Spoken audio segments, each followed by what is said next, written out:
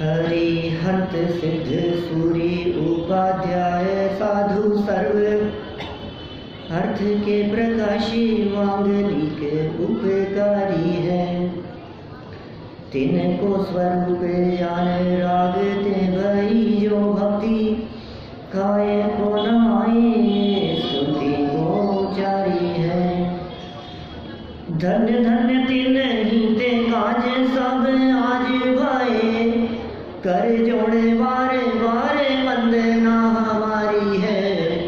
मंगल कल्याण सुख ऐसो हम चाहते हैं।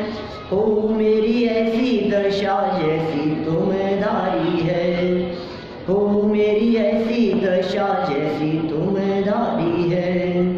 हो मेरी ऐसी दशा जैसी तुम धारी है। पंडित टोडरमल जी साहब कहते हैं, मंगल कल्याण सुख ऐसो हम चाहते हैं। हम ऐसा कल्याण चाहते हैं हे प्रभु कि कैसा कल्याण चाहते हो कि घर बार में शांति रहे, परिवार में सुख शांति रहे, सब प्रकार की अनुकूलता रहे। कैसा कल्याण चाहते हो?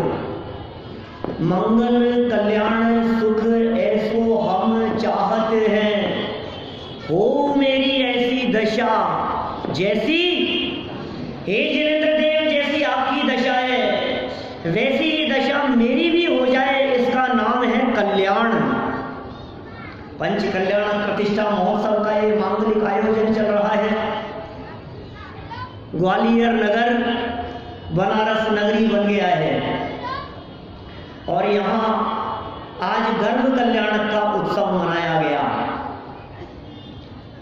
वे ही घटनाएं जो तीर्थंकर के जीवन में घटी थी, उन्हीं घटनाओं का प्रदर्शन यहाँ हो रहा है। आज से शुरू हो रहे हैं ये पंच कल्याणक, असली पंच कल्याणक। कल तो पूर्व क्रिया की चर्चा की थी हमने, 6 महापूर्व की चर्चा हुई थी। आज साक्षात तीर्थंकर परमात्मा पार्श्वनाथ स्वामी कहाँ से चय करके 14वें स्वर्ग प्राणक स्वर्ग से चय कर इस बनारस नगरी में आ गए। गर्भ में अवतरण हो गया। गर्भ कल्याणक का दिन है। अभी राकेश जी भाई साहब बतला रहे थे, कल्याणम करोति इति कल्याणक है। कल्याण करने वाले को कल्याणक कहते हैं। 5 हैं पंच, 5 होने से पंच कहलाते हैं। पंच कल्याणक, 5 बातें ऐसी हैं जो कल्याण करने में निमित्त है। भगवान का निर्वाण हो, मोक्ष हो, वो तो कल्याण स्वरूप ही है। वो तो कल्याण स्वरूप है, कल्याण करने ही वाला है। केवल ज्ञान भी कल्याण स्वरूप नजर आता है, उससे भी इस जीव का कल्याण होता दिखता है। और दीक्षा ले लेना, तप, ये भी कल्याण का ही कारण है, दीक्षा लेना। लेकिन गर्भ में आना और जन्म लेना ये भी कल्याण के कारण हो सकते हैं।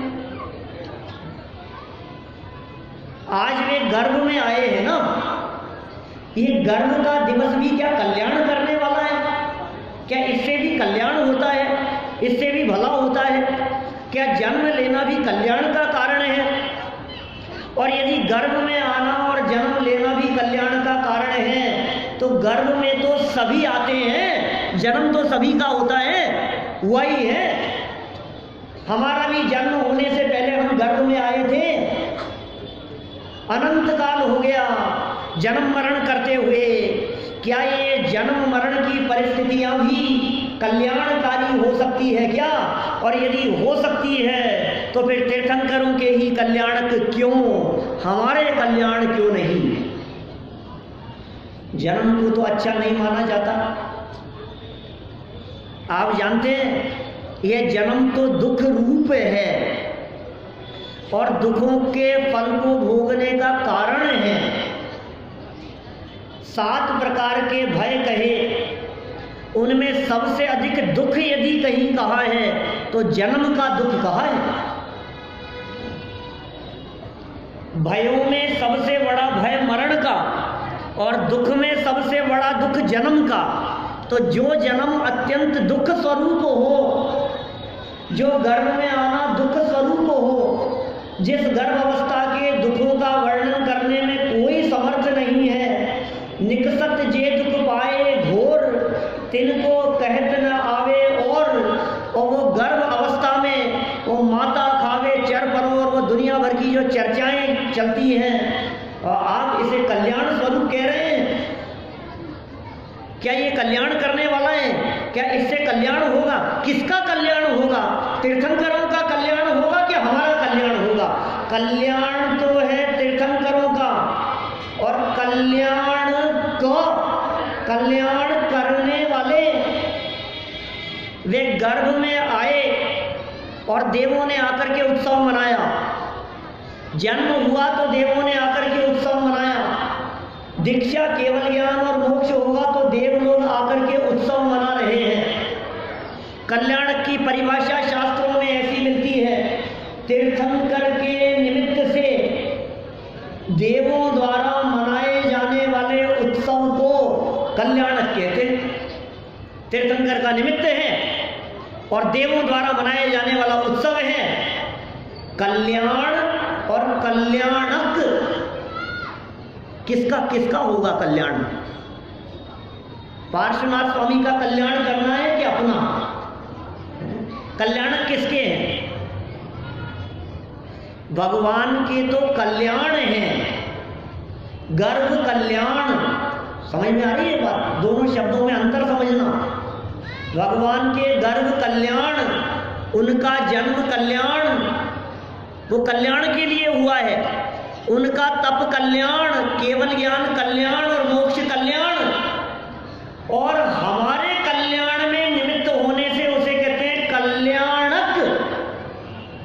क्या?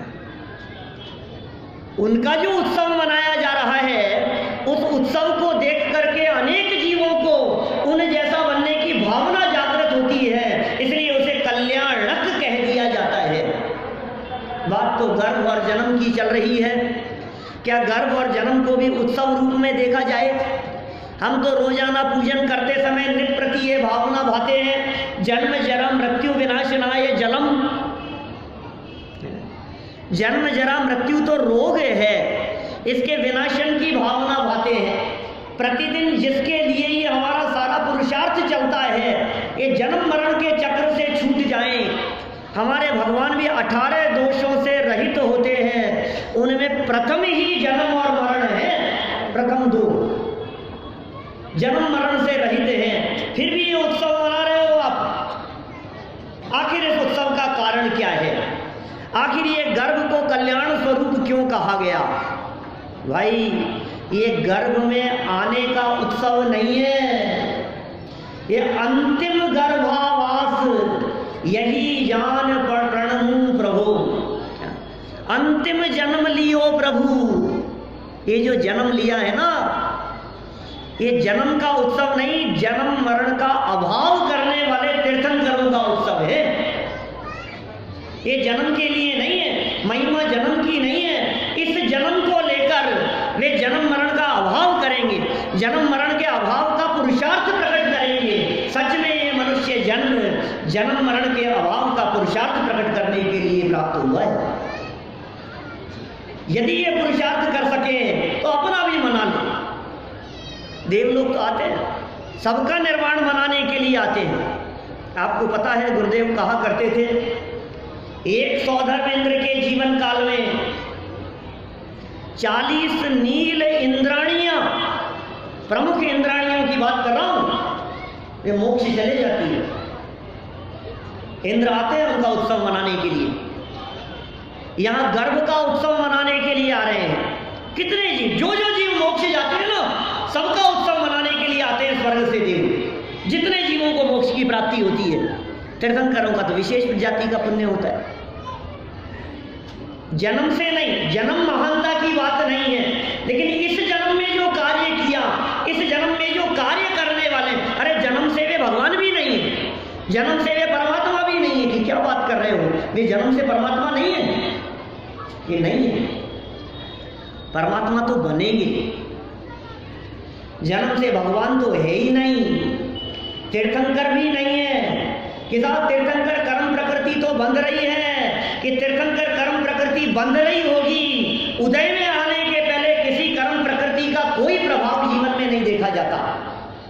उदय में आने के पहले हो सकता है यहाँ बैठे बैठे कई लोगों के जीवन में नरक आयु बंध गई हो, तिर्यंच बंध गई हो, किसी के देव बंध गई हो, तो किसी व्यक्ति के यदि नरक आयु बंध गई है, उस मनुष्य गति के जीव को क्या नारकी कहा जाता है? क्या वो नरक के दुखों को भोग रहा है? क्या वो देव हो गया है? जब तक उस कर्म प्रकृति का उदय नहीं आएगा तब तक वो कार्य नहीं देखा जाता। ये तीर्थंकर कर्म प्रकृति जो निरंतर बंध रही है, जो ध्रुवबंधी प्रकृति कही गई है, इस कर्म प्रकृति का उदय 13वें गुणस्थान में आएगा भाई साहब। इसका मतलब 13वें गुणस्थान के पहले वे तीर्थंकर नहीं है, वे भगवान नहीं है। अरे भगवान जन्मते नहीं है, भगवान तो बनते हैं। अपने पुरुषार्थ से परमात्मा अवस्था की उन्हें प्राप्ति होगी, परमात्मा बनेंगे। तो फिर साहब ये रत्न बरस रहे हैं 15 महीनों से, अभी रत्न वृष्टि चल रही है यहाँ पर बनारस नगरी में। ये किसका फल है? सारी नगरी को सजा दिया गया है और गर्भ में आने के भी 6 महीने पहले से। आपको मालूम है तीर्थंकर बनने वाले जीव या तो स्वर्ग से आते हैं या नरक से आते हैं। हमारी वर्तमान 24 ऋषभदेव से महावीर स्वामी तक ये 24 के 24 तीर्थंकर सब स्वर्ग से आए हैं, 24 तीर्थंकर। और भविष्यकालीन 24 के पहले तीर्थंकर राजा श्रेणी के जीव महापद्म वे नरक से आके तीर्थंकर बनेंगे। 2 ही गतियां हैं। भरत और ऐरावत क्षेत्र के तीर्थंकरों की बात कर रहा हूं। भरत और ऐरावत क्षेत्र के सभी तीर्थंकर नियम से देव और नरक अवस्था से आकर के ही तीर्थंकर बनते हैं। आप कल्पना करो, कल्पना कीजिए ऐसी कि यहां तो रत्न वृष्टि शुरू हुई। अब जब रत्न वृष्टि चल रही है, इस काल में वो जीव कहाँ है? 6 महीने पहले की बात कर रहा हूँ, गर्भ में आने के 6 महीने पहले की बात कर रहा हूँ मैं। एक बार गंभीरता से विचार करना। गर्भ में आने के 6 महीने पहले का जो काल है, उस 6 महीने पहले के काल में या तो वो जीव होगा स्वर्ग में और या होगा नरक में। और हम सब जानते हैं देवगति के जीव आयु पूरी होने के 6 महीने पहले माला मुड़ जाने लगती है, सर फड़ाने लगते हैं, मर के कहाँ जाने वाले हैं इस बात का पता लग जाता है उनको। तो 6 महीने पहले जिन जीव को तीर्थंकर बनना है और स्वर्ग में है, उन्हें तो पता लग ही गया और सारे स्वर्ग में खबर फैल गई कि हमारे बीच में से ये जो जीव है ये तीर्थंकर बनने वाले हैं। शोक का वातावरण नहीं होता। अरे दुख और तकलीफ की परिस्थिति तो उन जीवों के साथ में बनती है जिन्हें मरकर के एकेंद्रीय बनना हो, जिन्हें मरकर के त्रियंच में जाना हो, जिन्हें मरकर के किसी मनुष्य के यहाँ दीन दरिद्री अवस्था में जन्म लेना हो, जिन्हें वहां आयु पूरी करके यहाँ जन्म लेकर तीर्थंकर बनना है, संयम अंगीकार करना है, उनका वहां 6 महीने का काल कैसा बीतता होगा। अभी वही है, रत्न वृष्टि हो रही है और नरक में क्या स्थिति होती होगी 6 महीने पहले। इधर रत्न बरसात और वहां लड़ाई झगड़े हो रहे हैं, मारपीट हो रही है, शरीर के टुकड़े टुकड़े हो रहे हैं, तिल तिल करें देह के खंड, ये परिस्थिति बनती होगी नरक में। कि साहब नरक का तो वातावरण ऐसा ही होता है। पहले दूसरे और तीसरे नरक के जीव वहां से डायरेक्ट निकलकर तीर्थंकर बन सकते हैं। डायरेक्ट तीर्थंकर कर्म प्रकृति बांध करके ले गए थे पहले मनुष्य जन्म से, क्योंकि तीर्थंकर कर्म प्रकृति का बंधन कर्म भूमि के मनुष्यों में ही संभव है। क्या कर्म भूमि के मनुष्यों के अतिरिक्त कोई भी जीव तीर्थंकर कर्म प्रकृति के बंधन की शुरुआत नहीं कर सकता। फिर वो देवायु में भी बंधती रहे और नरक में भी बंधती रहे, अलग मैटर। अब नरक में एक तरफ तो तीर्थंकर कर्म प्रकृति बन रही है और 1 सागर 3 सागर अधिकतम 7 सागर तक की आयु को वे तीर्थंकर बनने वाले जीव नरक में भुगत रहे हैं। और मैंने कल कही थी ये बात, असंख्यात जीव ऐसे हैं जो तीर्थंकर कर्म प्रकृति बांध रहे हैं। सुनील जी वैसा, राकेश जी वैसा, असंख्यात जीव तीर्थंकर कर्म प्रकृति को बांध रहे हैं और नरक में रहते हुए एक तरफ तीर्थंकर कर्म प्रकृति बन रही है और दूसरी तरफ लड़ाई झगड़ा मारकाट मची हुई है। कि कैसा होता होगा, चलता है जीवन भर। अभी बताइए ना, जैसी स्थिति सम्यक दृष्टि जीवों की आगे जो ऐसा चर्चा कर रहे थे, इन्होंने तो सर्वोत्कृष्ट परिणाम बतलाए। सम्यक दृष्टियों में सर्वोत्कृष्ट परिणाम सर्वार्थ सिद्धि वाले जीवों के, लेकिन सम्यक दृष्टि जीवों के परिणामों की बहुत विविधता है। सारे जनागम में एक तो मिथ्या दृष्टि के परिणाम और एक चतुर्थ गुणस्थानवर्ती सम्यक दृष्टि के परिणाम, इन दोनों के परिणामों को कोई पार नहीं पा सकता।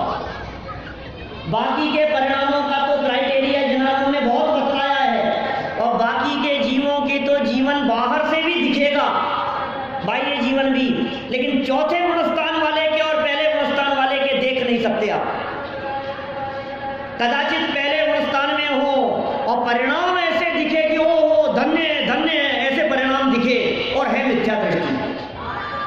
परम शुक्ल लेश्या के परिणाम होवे और गुणस्थान पहला,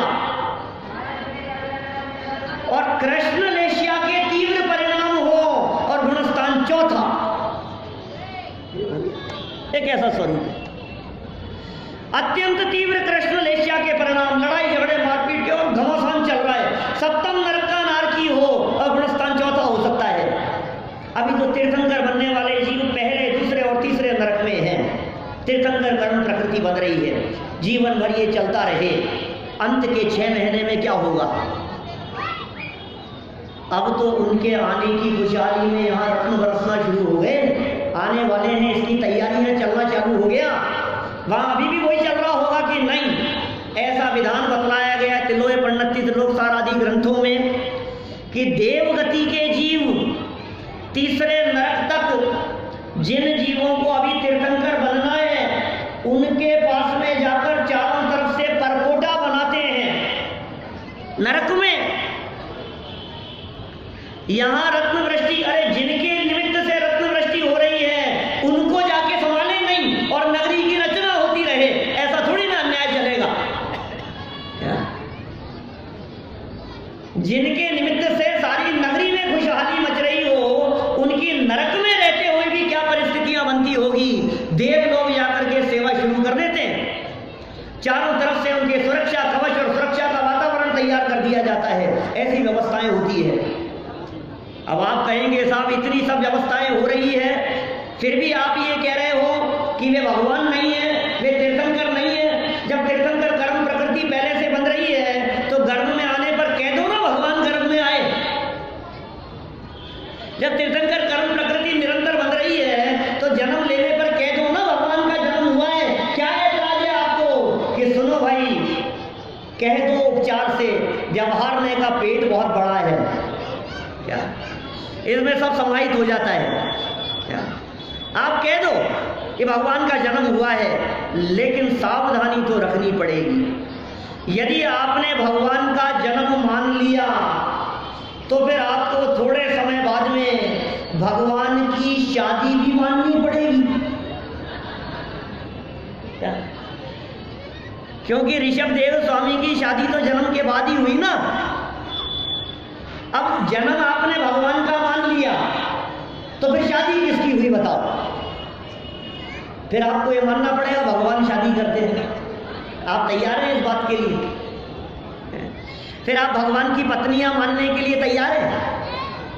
अरे भगवान की शादी तो दूर की बात है, जो भगवान के परम भक्त उत्कृष्टतम भक्त कहलाते हैं, ऐसे हमारे महामुनिराज भी परम उत्कृष्ट ब्रह्मचर्य के धनी होते हैं, तो फिर भगवान शादी कैसे कर सकते हैं?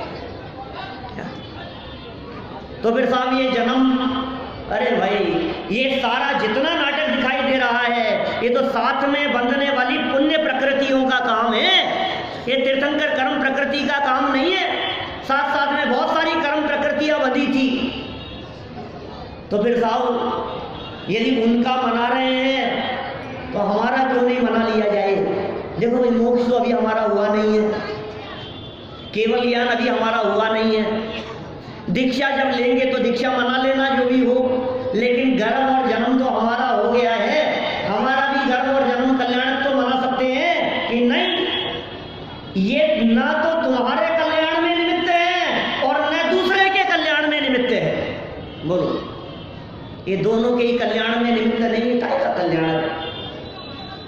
दूसरी बात यह भी तो है कि भगवान ने तो अपने जन्म की तिथि नक्की कर ली। क्या अंतिम जन्म है ना? महावीर स्वामी के जन्म की तिथि कौन सी है बतलाओ? कौन सी है? चैत्र शुक्ल त्रयोदशी। और ऋषभदेव स्वामी की चैत्र कृष्ण नवमी दिना, चैत्र कृष्ण नवमी का दिन। और पार्श्वनाथ स्वामी का पौष कृष्ण एकादशी। नक्की है ना ये तो। अब बदलेगी क्या ये तारीख कभी? अब ये तारीख कभी नहीं बदलेगी। आपके जन्म की तारीख बदलेगी या नहीं, ये बताओ। आप कभी मना लेते हैं, कोई बात नहीं, आप तारीख को बता दो कौन सी तारीख को मनाएं। लेकिन ध्यान रखना, जिस तारीख को मनाना शुरू कर दिया फिर वो डेट बदलनी नहीं चाहिए जन्म की। क्या बोलो, जन्म नहीं लेंगे आगे? भाई साहब, ये उनका जन्मोत्सव है, ये उनके गर्भ कल्याण का महोत्सव है, जिन्होंने सदा सदा के लिए गर्भ और जन्म का अभाव कर दिया है। जन्म मरण का अभाव करके जिन्होंने परम निर्वाण की प्राप्ति कर ली है, ये उनका गर्भ जन्म का महोत्सव है। और सुनो, क्या क्या किया आज अपन ने सुबह से? गर्भ कल्याण का दिन था, गर्भ कल्याण का दिवस है ना ये। क्या किया? साहब गर्भ कल्याण की पूजन करी, इंद्र सभा राज सभा हुई, और फिर जुलूस लेकर के हम चले गए। किसके लिए? शुद्धि के लिए। काय की शुद्धि? वेदी शुद्धि। देखो, अब इधर तो बाल तीर्थंकर के जीव गर्भ में आ गए, इधर गर्भ में आए हैं देवांगनाओं के माध्यम से, देवियों के माध्यम से, अष्ट कुमारियां और 56 कुमारियों के माध्यम से गर्भ शुद्धि की प्रक्रिया चल रही है। इधर गर्भ शुद्धि की प्रक्रिया चल रही है और उधर हमने उसके निमित्त स्वरूप वेदी शुद्धि का कार्यक्रम रखा। शुद्धि का प्रसंग है ना, ऐसे गंदे में आ जाएंगे। गर्भ में, पेट में कितनी गंदगी होती है। यहाँ देवांगनाओं के माध्यम से जिस जगह पर बाल तीर्थंकर आने वाले हैं, उस जगह पर गर्भ शोधन की प्रक्रिया चल रही है। इधर इसकी शुद्धि और उसके निमित्त स्वरूप बाहर में वेदी शुद्धि का आयोजन। जिस जगह पर 3 लोक के नाथ भगवान का अवतरण होना है, उस गर्भ की शुद्धि देवियों द्वारा, ठीक है। और जिस जगह पर उन भगवान की प्रतिकृति विराजमान होगी, उनकी शुद्धि हमारी माता बहनों द्वारा। हमारी परिणति में भी किसी का अवतरण होना है, यहां भी शुद्धि की जरूरत है। किसका? हमारी इस परिणति में भी रत्नत्रय का अवतरण हो, तो मन वचन काया और परिणामों की विशुद्धि होनी चाहिए कि नहीं होनी चाहिए? बताओ। गर्भ में आना, गर्भ में आए हैं ना भगवान। जिस जगह पर भगवान की प्रतिमा विराजमान की जाती है, उस जगह पर भी वेदी शुद्धि की जाती है। तो जिस जगह पर साक्षात सम्यक दर्शन का अवतरण होना हो, उस जगह भी शुद्धि की जरूरत नहीं है। मेरे मन मंदिर में आन पधारो, पधारो, पधार जाएंगे ऐसे। देखा है जरा, आप कल्पना करें, हमारे यहाँ घर में हमारे कंवर साहब आने वाले हों, हमारे वैवाही ब्याही निमंत्रण दिया है, कल आएंगे, तो घर की साफ सफाई होती है कि नहीं? थोड़ी बहुत तो साफ सफाई होती होगी। फैला हुआ सामान पड़ा रहता है कि कुछ ना कुछ सफाई करते हैं। और यदि और कोई मंत्री आने वाले हो तो बोलो कैसा सजेगा आपका घर। कोई और बड़े व्यक्ति आने वाले हो तो घर ही नहीं, आस पड़ोस तक की सफाई हो जाती है। और यहाँ के एमपी के मुख्यमंत्री आने वाले हो तो क्या होगा भाई साहब? कहाँ कहाँ सफाई होगी बोलो? घर में, घर के बाहर, मोहल्ले में, बाजार, सड़कें, क्या बात कर रहे हो आप? और यदि आपके यहाँ इस नगरी में यदि राष्ट्रपति या प्रधानमंत्री आने वाले हो तो क्या होगा कि पूरी नगरी सजा दी जाएगी। नहीं होता है ऐसा? आपके हृदय में कौन आने वाले हैं? आप किसको बुलाना चाहते हैं? मेरे मन मंदिर में आन पधारो, भगवान को झांक के देखा है अपने मन में? अपने परिणामों को देखा है? वो परिणामों की विशुद्धि के बिना, वो भाव विशुद्धि के बिना ये तीर्थंकर परमात्मा का अवतरण नहीं होगा। वहां गर्भ कल्याण के प्रसंग पर गर्भ शोधन, बाहर में वेदी की शुद्धि और अंतरंग में यहाँ तत्व ज्ञान की धारा के माध्यम से निरंतर अपने परिणामों की विशुद्धि। और जब ये परिणामों की विशुद्धि होती है तब परिणति में अवतरण होता है सम्यक दर्शन का। क्या सम्यक दर्शन तो चाहिए और तैयारी कुछ नहीं है। आज दोपहर के प्रवचन में मैंने पात्रता की चर्चा की थी थोड़ी। वो विशुद्धि चाहिए। कितने अवसर हैं बतलाओ उस विशुद्धि के लिए हमारे जीवन में? बहुत अवसर है। अब उन अवसरों का कितना लाभ आप उठाते हैं ये आपके ऊपर निर्भर करता है। ये अवसर है हमारे जीवन में। कब कब आते हैं ऐसे अवसर? अपनी दिनचर्या उठा करके देखो। बालबोध पाठमाला भाग 1 पाठ 6 छठा पाठ दिनचर्या। देह शुद्धि के साथ साथ मन शुद्धि की बात कहां से शुरू की? सुबह उठते ही पहले ब्रह्म मुहूर्त में उठकर सबसे पहले क्या करना? किसकी शुद्धि की बात चल रही है? परिणामों की विशुद्धि की बात कर रहे हैं हम। भाव विशुद्धि की चर्चा कर रहे हैं। सबसे पहले उठ करके क्या करना बताओ? आत्मा परमात्मा का चिंतन। 9 बार नमोकार मंत्र बोलते हुए आत्मा कौन है और परमात्मा कौन है और मैं स्वयं परमात्मा कैसे बन सकता हूं, इस चिंतन और विचार पूर्वक मन की शुद्धि की बात सुबह उठने से शुरू होती है। इस मन शुद्धि के बिना अवतरण नहीं होगा। ये मन शुद्धि कहां से शुरू की? सबसे पहले। फिर क्या किया उसके बाद? अपन ने 9 बार नमोकार मंत्र बोले। या नमोकार मंत्र बोल करके तो उठ जाते हैं, आत्मा परमात्मा का चिंतन करते हैं। दिन की शुरुआत आत्मा परमात्मा के चिंतन से होती है। ये पंच परमेश्वरियों का स्वरूप कैसा है इसके विचार चिंतन पूर्वक दिन की शुरुआत होती है। इसके बिना दिन की शुरुआत नहीं। हम तो सब बोलते हैं रोजाना नमोकार मंत्र, अरे चिंतन करते हो कि नहीं? कि साहब चिंतन तो नहीं करते हैं, इतना तो समय नहीं है, लेकिन नमोकार मंत्र तो बोलते हैं। ये चिंतन से शुरू होगा। चिंतन से मन पवित्र होता है। ये चिंतन करो, मन की पवित्रता का प्रयास करो। फिर क्या किया? फिर उठ गए, फ्रेश वगैरह होकर, नहा धोकर तैयार होकर फिर गए हम कहाँ? जिन मंदिर में। फिर मंदिर में पहुंचकर क्या किया? देव दर्शन कर लिए, दर्शन करके आ गए। पढ़ो बालबोध पाठमाला भाग 1 पाठ 4 चौथा पाठ। 3 साल के बच्चों को पढ़ाया जाता है देव दर्शन की विधि। हम तो बहुत अच्छे से दर्शन करते हैं, बहुत भाव विभोर होकर के करते हैं। फिर दर्शन करके फिर बस दर्शन किए आ जाते हैं। कितनी देर? तो 5 मिनट 15 मिनट 25 मिनट और क्या है, पूजन करके आते हैं। ये नहीं भाई, देव दर्शन की विधि यहाँ संपन्न नहीं होती। वहां लिखा बालबोध पाठमाला भाग 1 में कि ये सब करने के उपरांत कम से कम आधा घंटा बैठकर शास्त्र स्वाध्याय करना। यदि मंदिर जी में प्रवचन चल रहा हो तो बैठकर प्रवचन सुनना।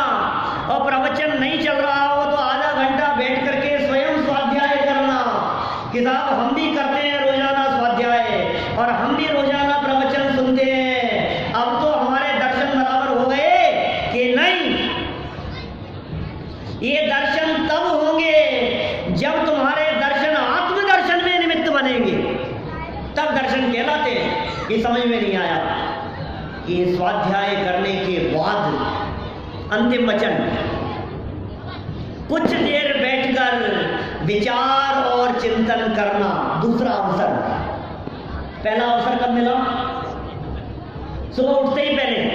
किसके लिए? आत्मविशुद्धि के लिए, आत्म प्रक्षालन के लिए, मन की पवित्रता के लिए पहला अवसर सुबह उठते ही पहले। और दूसरा अवसर कब मिला? दर्शन करते समय, देव दर्शन की विधि की संपन्नता के समय।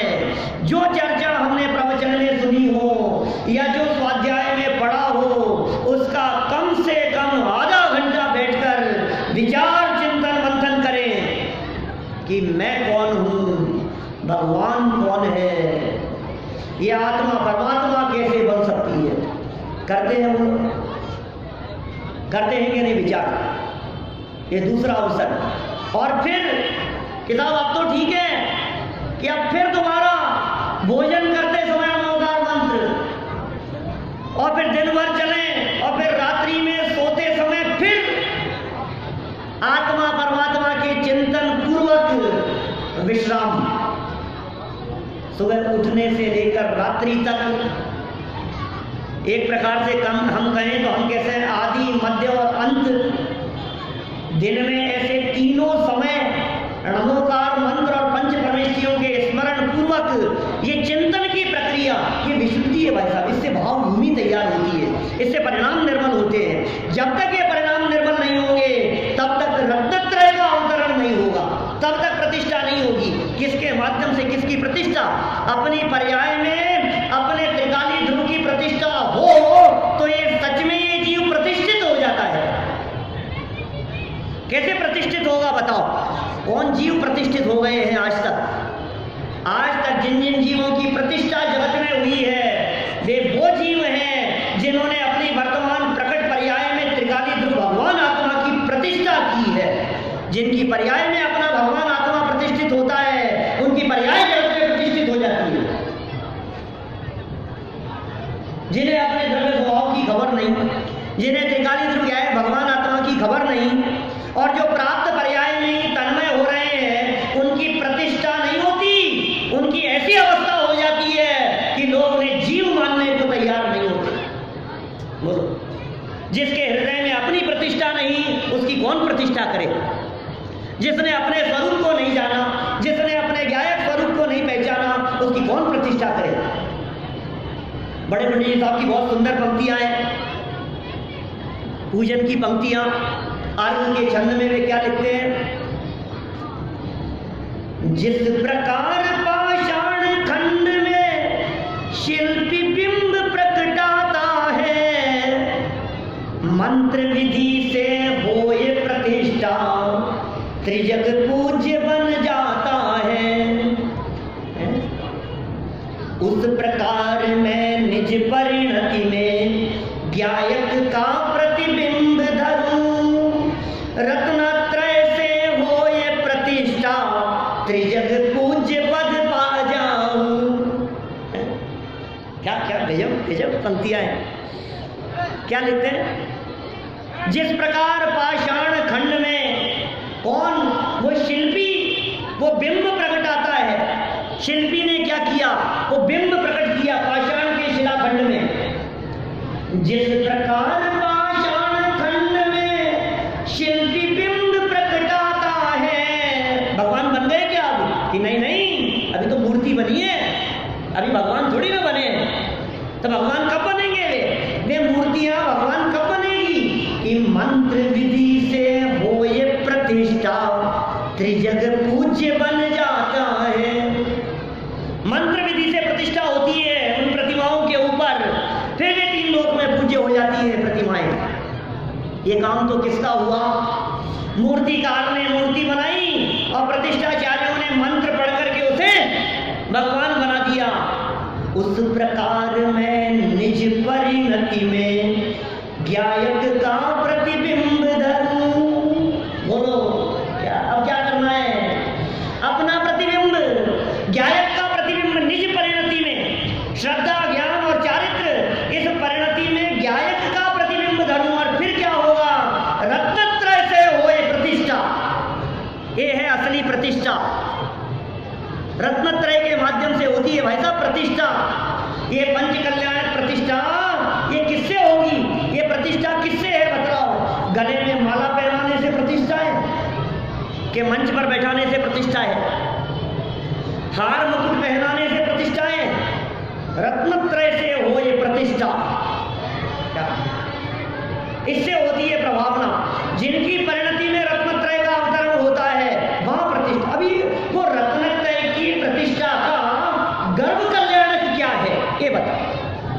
क्या कह रहा हूं? गर्भ काम क्या है? जब रत्नत्रय प्रकट हो गया तब तो जन्म हो गया। रत्नत्रय प्रकट हो गया तब तो जन्म हो गया। अभी उसका गर्भ काल क्या है? बोले उसका गर्भ काल कहलाता है वैचारिक प्रक्रिया, ये चिंतन की प्रक्रिया, ये उसका गर्भ काल है। अभी जन्म नहीं हुआ है, अभी रत्नत्रय का जन्म नहीं हुआ है, अभी सम्यक दर्शन का जन्म नहीं हुआ। वो सम्यक दर्शन प्रकट करने संबंधी चर्चा चित्त में चलने लगे, इसका नाम है गर्भ।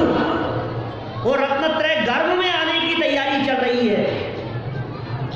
रात्रि के अंतिम पहर में माता वामा देवी को 16 स्वप्न आए, स्वप्नों का प्रदर्शन हुआ। ये किस बात का प्रतीक है? स्वप्न आना ये इस बात का प्रतीक है कि तीर्थंकर आने के पहले माता को स्वप्न आते हैं।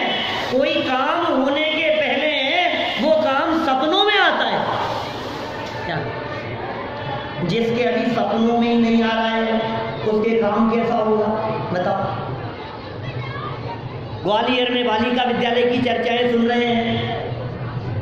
ग्वालियर नगर में समयसार विद्या निकेतन खुल रहा है, तो खुलने के पहले सपनों में आया होगा ना, खुलने के पहले विचारों में आया होगा ना। आपके सम्यक दर्शन प्रकट करने के विचार चित्त में आते हैं। निज परिणति में सम्यक दर्शन का अवतरण हो, ये भाव आपके हृदय में आते हैं, ये परिणाम आपके हृदय में आते हैं, ये भाव भूमि आपकी तैयार होती है। यदि ये भाव भूमि तैयार नहीं है तो फिर रत्नत्रय कैसे आएगा? सम्यक दर्शन कैसे प्रकट होगा? बिना विकल्प के काम नहीं होता भाई साहब। सपने में आए पहले माता के, उसके बाद गर्भ में अवतरण हुआ। अंत में वृषभ को प्रवेश करते हुए देखा और मानो उस समय वो बाल तीर्थंकर का जीव कहां से, वो स्वर्ग से चढ़कर माता के गर्भ में आकर अवतरण हो गया। ये सम्यक दर्शन का अवतरण होने का काल। उसके पहले विचार चिंतन मंथन किस प्रकार का चलना चाहिए, कैसा चिंतन चले, कैसा विचार चले। बोलो ये भगवान कौन है, ये भगवान कैसे बन गए? ये पंच कल्याण प्रतिष्ठा महोत्सव ये विचार बदलने के लिए। कल हमने आपसे बात की थी, बहुत बातें की थी इस संबंध में। हम वर्तमान में बनारस नगरी के वासी हैं, हमारे परिणाम कैसे होने चाहिए, हमारे भाव कैसे होने चाहिए। हमारे बीच में कल जन्म लेंगे पार्श्वनाथ कुमार और जन्म लेकर के यहीं खेलेंगे इसी बनारस नगरी में, इसी नगरी में, इसी पांडाल के बीच में। बोलो हमारे बीच में खेलेंगे कल वो है तैयार? आप उस सबके लिए है उतनी तैयारी? हमारे बीच में आकर के पार्श्व कुमार खेले, हमारे दोस्त बन करके। कौन होंगे उनके दोस्त? नगरी के वासी होंगे ना। पार्श्वनाथ स्वामी हमारे दोस्त हो, क्या आप उसके लिए तैयार हैं? इस पंच कल्याण प्रतिष्ठा महोत्सव के माध्यम से हमारे परिणाम विशुद्ध हो रहे हैं, हमारे भाव बन रहे हैं, हमारे परिणामों में निर्मलता आ रही है। जिस दिन शुरू किया, जिस दिन पंच कल्याण का संकल्प लिया था, उस दिन से भावों में विशुद्धि का काल चालू हो गया। जैसे जैसे समय नजदीक आता जा रहा है वैसे वैसे विशुद्धि बढ़ती चली जा रही है। 2 दिन हो गए आयोजन शुरू हुए, 2 दिन से परिणामों में कुछ विशुद्धि हुई कि नहीं हुई? नहीं दिख रही है? हो रही है भाई साहब। आप कल्पना कीजिए, आप यदि यहाँ नहीं होते तो कहाँ होते? बोलो अभी यदि यहाँ नहीं होते तो कहाँ होते? कमलेश जी भाई साहब घर में बैठे होते, दुकान पर होते, दुकान पर बैठे बैठे ग्राहक पटा रहे होते, क्या कर रहे होते? घर बैठे होते, भोजन वोजन कर रहे होते, खान पीन चल रहा होता, या फिर बैठ कर के टीवी के चैनल घुमा रहे होते, बाजार में होते, मार्केट में होते, किसी के साथ में बैठ कर के गप्पे लड़ा रहे होते। क्या कर रहे होते यदि आप यहाँ नहीं होते तो? बोलो। दुकान पर बैठे होते तो पाप कमा रहे होते। सारे जगत में भले ही आप ये कहो पैसा कमा रहे हैं, लेकिन पैसा भी तो परिग्रह नाम का पाप ही तो है। यहाँ नहीं बैठे होते तो दुकान पर बैठ के पाप कमा रहे होते, घर बैठे होते, खान पान आदि में लगे होते, टीवी के सामने होते, चर्चा और गपशप में होते तो पाप कमा रहे होते, और यहाँ बैठे हैं तो आप क्या कर रहे हैं बतलाओ? ये कल्याणक देख रहे हैं, ये तीर्थंकर परमात्मा का उत्सव देख रहे हैं आप। इस उत्सव के माध्यम से हमारे परिणाम कैसे हो रहे हैं? यहाँ पाप के भाव नहीं हो रहे। विद्वानों के प्रवचनों के माध्यम से, ये धर्म सभाओं के माध्यम से, इस आयोजन के माध्यम से, इंद्र सभा और राजसभा आदि के कार्यक्रमों के माध्यम से हमारे परिणाम और भाव निर्मल हो रहे हैं। ये बहुत बड़ी उपलब्धि है भाई साहब, इसे कम मत समझना, ये बहुत बड़ी उपलब्धि है। लेकिन एक बात और कहना चाहता हूं, अभी इन परिणामों की चढ़ती हुई श्रृंखला में संतुष्ट मत हो जाना, क्योंकि ये भी शुभ भाव है,